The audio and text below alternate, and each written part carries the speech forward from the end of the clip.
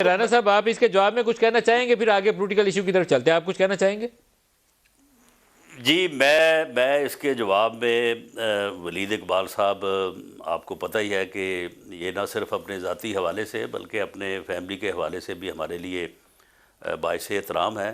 تو میں ان کو فیک نیوز یا غلط بیانی تو نہیں کہتا، لیکن میں کہتا ہوں کہ شاید ان کا بھول پن ہے کہ عارف حبیب صاحب ہیں، ان کو تو عمران خان صاحب جانتے ہی نہیں ہیں، انہیں پتہ ہی نہیں ہے کہ یہ کون آدمی ہے، کبھی ان سے ملا ہی نہیں ہے. اور یہ جو ملتان والے فیملی ہے اور جو داؤد فیملی ہے وہ بھی ان کی آپس میں میرا خیال ہے کہ رزاق داؤد صاحب سے بہت زبردست کوئی مقدمے بازی ہو رہی ہے.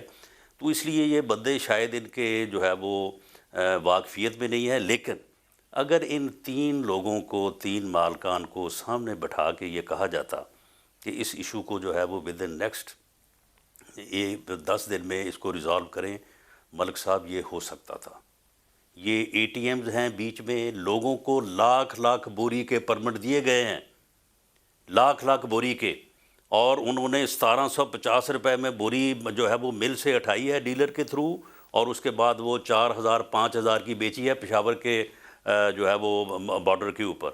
اور لاکھ لاکھ بوری کے پرمٹ جو ہے وہ ایک ایک آدمی کو دیے گئے ہیں. اور اس طرح سے ڈیلرز نے اور ان فیکٹریز نے پیسہ کمایا ہے، اربوں روپیہ کسانوں کی جیب سے، غریب کسان کی جیبوں سے اربوں روپیہ انہوں نے نکالا ہے براہ راست.